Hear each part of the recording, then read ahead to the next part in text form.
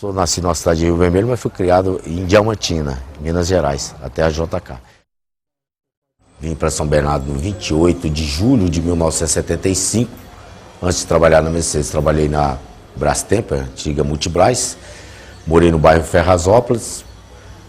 Na época, quando eu comprei esse terreno aqui no Jardim Silvino, isso aqui era tudo mata.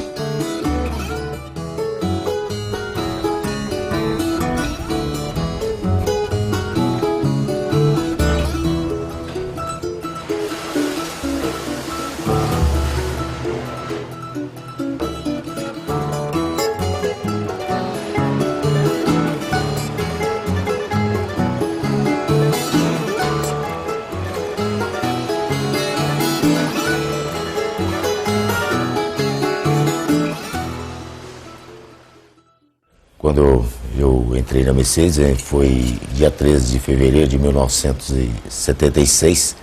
Trabalhei um período de 33 anos e meio. Em 2008, a Mercedes tinha um projeto de fazer 75 mil veículos agora em 2009. Mas hoje houve esse problema da crise mundial, o qual que ela chegou e cortou o programa todo de produção. Aí deram coletivas, deram licença remunerada. O ano de 2009 é um ano que, do ponto de vista de recursos humanos, era bom esquecer. Porque nós tivemos sensações e emoções absolutamente inéditas. Foi algo desgastante para nós. Tivemos que administrar com uma rapidez muito grande certas tomadas de decisões de parada de produção. E essas paradas de produção, obviamente, vão impactando na vida das pessoas. A firma deixou a gente 6 meses em casa, licença remunerada. A gente ficou em casa acompanhando, né, os noticiários todos os dias da crise. No dia 28 de maio nós viemos para casa. No mês de junho começou a chegar as cartinhas para 1.200 funcionários. Aproximadamente, para que fosse lá, para que acertasse a sua situação. Muita angústia, né? Se amanhecer o dia, anoitecer, é aquela. Fica mais um pouco em casa, não sabe se volta, é ruim, né? Quando a crise se agravou, nos remeteu a fazer um plano de demissão voluntária. E esse plano de demissão voluntária foi aberto principalmente para aquelas pessoas que já estavam numa faixa etária ou numa condição de aposentado que poderia eventualmente voluntariamente sair da empresa. Esse plano nos ajudou também, muitas pessoas se voluntariaram nesse plano. E quando eles pegaram e falaram uma demissão voluntária, na verdade não é uma demissão voluntária, foi uma demissão mesmo que eles fizeram, porque quando eles falam uma demissão voluntária, que você chega lá no 1º de junho para terminar de fazer os seus acertos, essas coisas todas, a portaria está trancada, então quer dizer que foi todo mundo mandado embora. Todos aqueles que eles mandaram para casa, eles chamaram para ir fazer um acordo. Chamaram mesmo, que foram pressionados, que o RH da empresa pressionou, mas pressionou duro mesmo em cima de todo mundo. Foi uma coisa assim brutal. Salvo algumas exceções, todas as empresas botaram o pé no freio, cortaram investimentos, demitiram trabalhadores, enfim, jogaram jogaram a favor da crise, né? De repente nós vimos mercados de exportação despencarem. Alguns países em especial, as vendas simplesmente foram interrompidas. Não é uma queda de 50%, é uma queda a zero. O mercado interno brasileiro ainda conseguiu se manter, bem ou mal, não teve a quebradeira como em outros países. Pela dinâmica que o Brasil vinha atravessando nos últimos 5 anos, né, de crescimento constante da produção, do emprego, né, a gente tinha a noção de que a crise ela poderia ser uma marolinha mesmo aqui no Brasil, em função da força do mercado interno. Aquele outro bairro ali é um bairro novo também, ó. Inclusive hoje tem um pedacinho da Mata Atlântica, né, o qual que com muitos sacrifícios eles conseguiram, que a lei ambiental desse lado ajudou muito para que isso eles não devastassem isso o mais rápido possível. Inclusive aquele lá, um morro, onde que tem, se chama Cafezal, inclusive tem ex-funcionários da Mercedes que moram lá. Entendeu? Para ver que o contraste ainda existe, pessoas que ainda moram dentro de favela.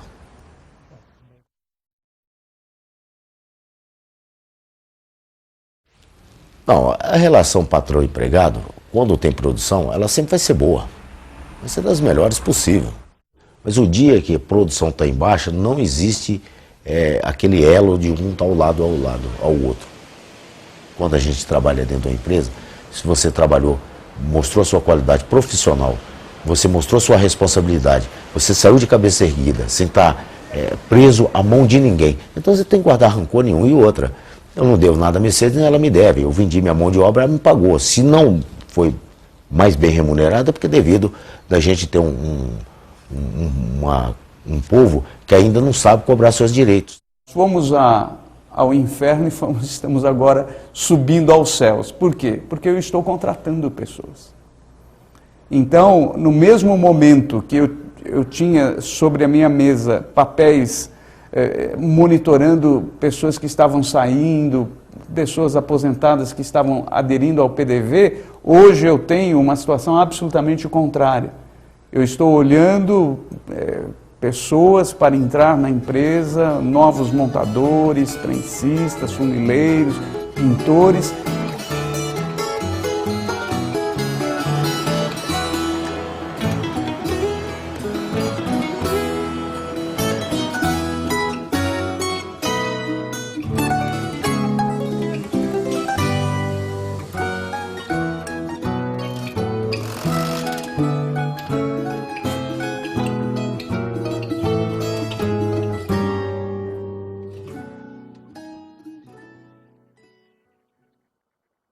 Uma coisa que eu digo para você, a gente nunca deve planejar as coisas, porque a partir da hora que você está aposentado, você tem que esperar vir o que dá para fazer. Porque eu também não vou querer procurar subir em cima de telhado, essas coisas todas, não. Eu já trabalhei uma vida, será que eu vou querer morrer assim de repente? Também não.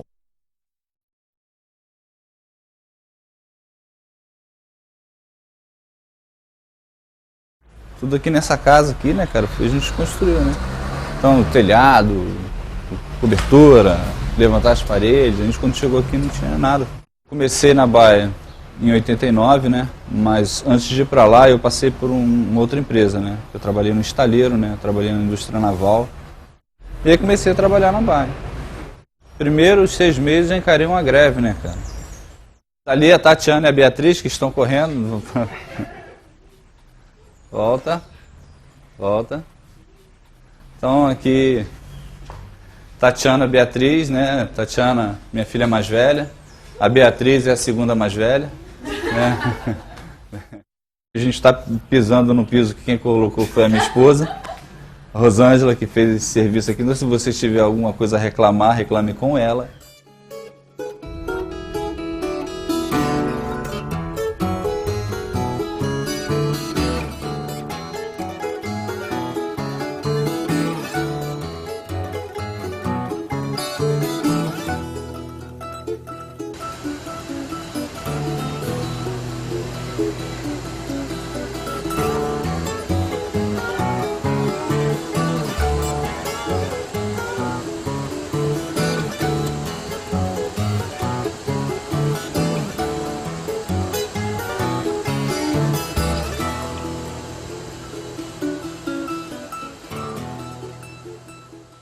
Eu sou da época da ditadura militar ainda, né? Então é uma época em que assim, os recursos não eram tão bons, o país era totalmente fechado, e mesmo com o país estando fechado, você quando sabia de uma crise externa, né, uma crise em qualquer outro lugar, e parecia que a crise era aqui.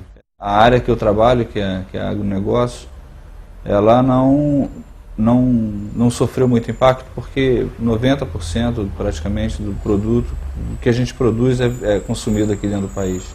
O impacto maior da crise realmente ficou com a Bayer Material Science, que é a industrial.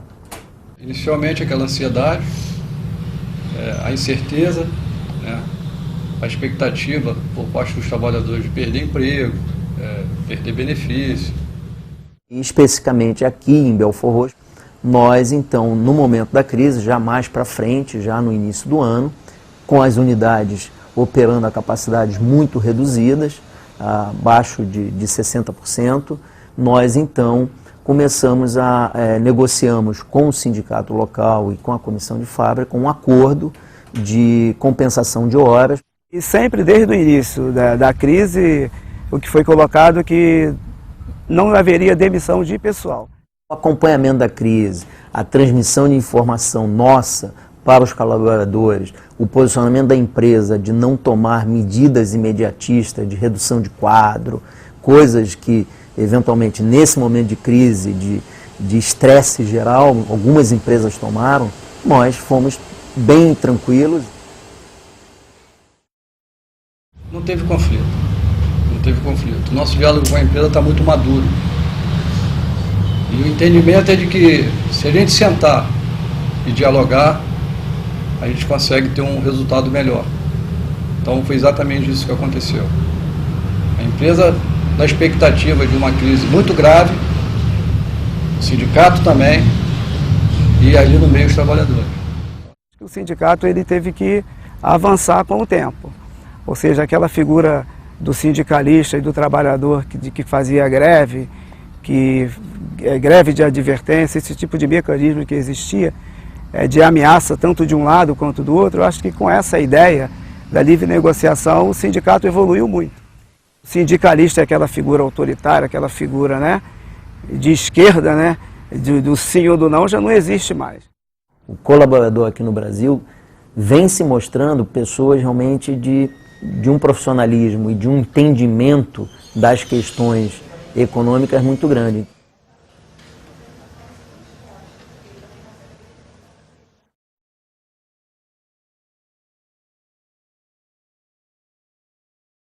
Meu nome é Jailson, eu sou trabalhador da BASF.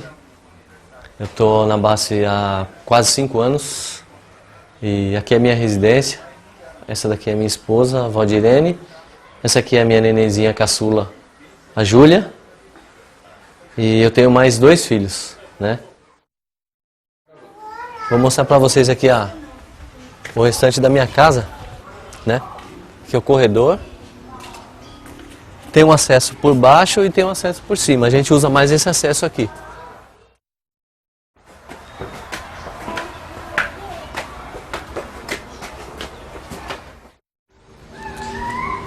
Aqui é a Vila Falck. Eu moro aqui mais de 25 anos. Várias casas não existiam aqui, né? Na verdade, há 20 anos atrás. Agora já está. Agora está bem. Agora a rua está bem mais movimentada, tem bem mais casas, né?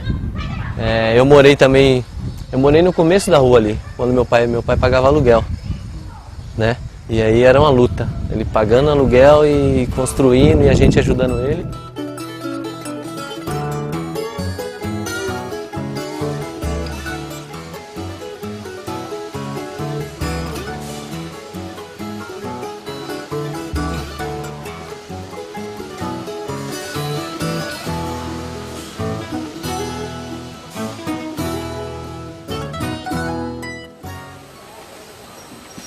Em setembro saiu uma ordem mundial lá da Alemanha, que é da matriz da BASF, lá em Ludwigshafen. E o presidente mundial da BASF, ele mandou uma carta para todos os países onde tem as suas filiais, né? Mandava o seguinte, que já iam parar 180 fábricas lá na Europa, que essas fábricas estavam sentindo a crise, que essa crise ia pegar em vários segmentos de negócio da BASF. Quando soubemos que a BASF estaria fechando diversas unidades, né, na base de 80, 180 unidades por todo mundo, isso daí prejudicou a confiança que nós tínhamos de que a crise não nos abalaria de nenhuma forma. A BASF adotou algumas medidas. Que medidas? Bom, foram vendendo o que estava no estoque e começou a se trabalhar com aquilo que era produzido. Ou seja, diminui o estoque, você não tem quase nada no estoque e vai chegando o pedido e você vai vendendo. Nós não podemos deixar de lembrar de que 2008 era um ano de grandes e excelentes resultados, né?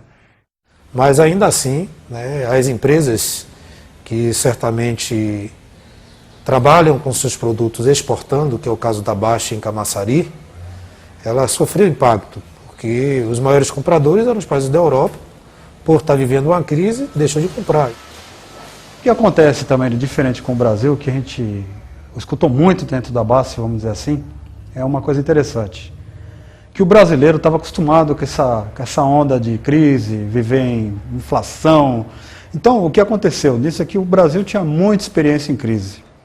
Aquele momento dizer o seguinte, estamos em crise, chama a folha de pagamento e reduza. Graças a Deus eu acho que dentro da minha organização, dentro da BASF, isto não acontece mais, né? Já aconteceu, mas não acontece mais. Particularmente o Brasil sentiu a crise, mas em função da política do atual governo, possibilitou que o país pudesse respirar. Por diversas medidas que a equipe econômica certamente tomou de forma acertada, né? A redução dos IPIs, né? Motivando a própria população a consumir, eu acho que isso foi fundamental. Então houve uma redução do IPI dos móveis, das matérias de construção, da área de linha branca, né, fogão, geladeira. Houve uma redução do IPI em relação aos automóveis biocombustíveis. A BASF Mauá trabalha com... A gente produz produtos para autopeça. Então a gente começou a vender de novo e se vende o carro precisa de um monte de peça e essas peças são fabricadas, não é só em uma fábrica, é em várias fábricas, então a coisa começou a girar de novo. Hoje o risco Brasil é apenas 200 pontos e que tem dado uma segurança ao capital estrangeiro e os grandes investidores acreditando no potencial do Brasil, no sentido de que é um país viável para se investir. Então as grandes indústrias estão se instalando no Brasil, é prioridade hoje. Aqui é onde eu coloco as minhas coisas. Aqui tem o meu calendário, né, do nosso presidente Lula. Então, assim, veio do sindicato, o Sindicato dos Químicos. Essa foto aí foi tirada lá, comemorando os 70 anos do Sindicato dos Químicos, né. Estamos chegando no final de 2009 aí, tranquilo, produzindo o que tem que produzir, vendendo o que tem para vender. Eu continuo a minha vida normal, comprando aquilo que eu tenho que comprar. No final do ano passado, eu comprei o meu carro. No final do ano. Novembro e outubro, foi em outubro mais ou menos que começou, né, se eu não me engano. Acho que foi outubro. Então eu comprei o meu carro em novembro. Eu fui um dos que contribuí para que não parasse. A produção aumentou, a gente está trabalhando já 4 fins de semana direto. Eu creio que a crise aqui na BASF, graças a Deus, está indo embora.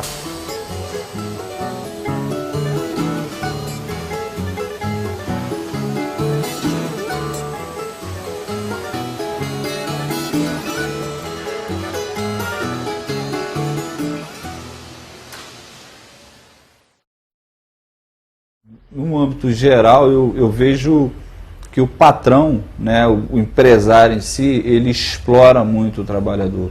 Eu acho que ele divide menos o que ele ganha, né, com o trabalhador.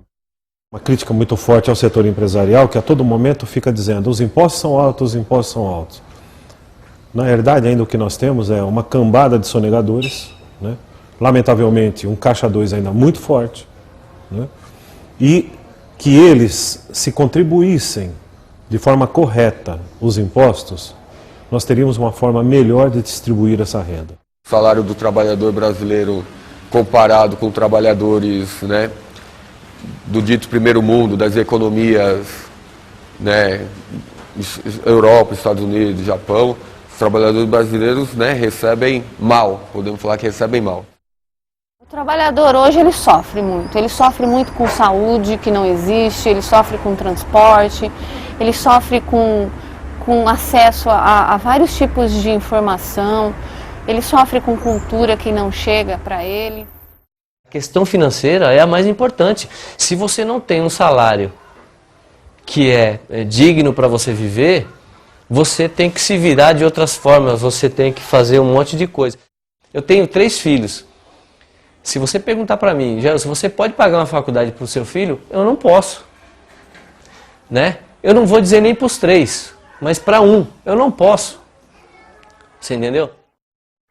Na BASF não é segredo para ninguém, tá, de que nós seguimos o mercado. Tá? Muito mais do que entrar, como se diz, de calçar o sapato do outro para tentar ver se o que ele ganha efetivamente dá ou não, nós nos orientamos no que se refere à remuneração, a benefícios, sobre o que o mercado pratica. Isso aí não existe. Então vamos fazer o seguinte, o seu lucro agora também vai ser médio. Fala isso aí para o patrão. Ó, você lucrava isso, você nem mais nem menos, você vai lucrar só médio agora. O cara não quer. Então como que ele vem falar que o meu salário está na média? Não, não está na média. Eu tô na maior indústria do mundo, indústria química, meu salário tem que ser bom. Eu tenho que ter uma vida boa. Chefe nenhum sabe onde eu moro, nem como eu vivo. Sabe de boca e tal. Mas assim, o cara vem aqui e vê como que eu vivo, qual é a minha situação, né? Isso o cara não sabe, isso ele não sabe. Isso ele não vê. Não existe esta troca que você coloca do tipo, eu vou pedir para que o executivo viva um dia de um operário de fábrica para verificar se aquilo que ele ganha é certo ou é errado. Eu acho que não é assim que você administra a remuneração dentro de uma organização. Acima de tudo, eu acho que o indivíduo que tem o capital, antes de qualquer medida, ele tem que pensar na pessoa, no ser humano. Talvez seja esse o grande lance da crise, né? Só olharam para o capital, né? Remunerar aquilo que tinha cada vez mais, nunca pensando no ser humano, na pessoa.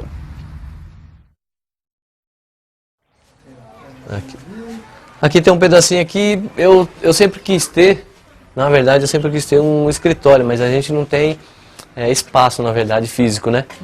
E eu pretendo construir aqui. Aqui vai ser uma garagem, fazer uma laje aqui, e aí eu vou construir aqui mais um cômodo.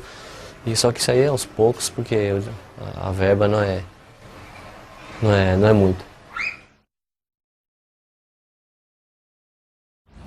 A gente montou, né? Eu e minha esposa, a gente montamos essa loja aí, né? Junto com o primo, né? Da minha esposa, a gente começou a trabalhar com som e acessórios de carro, né?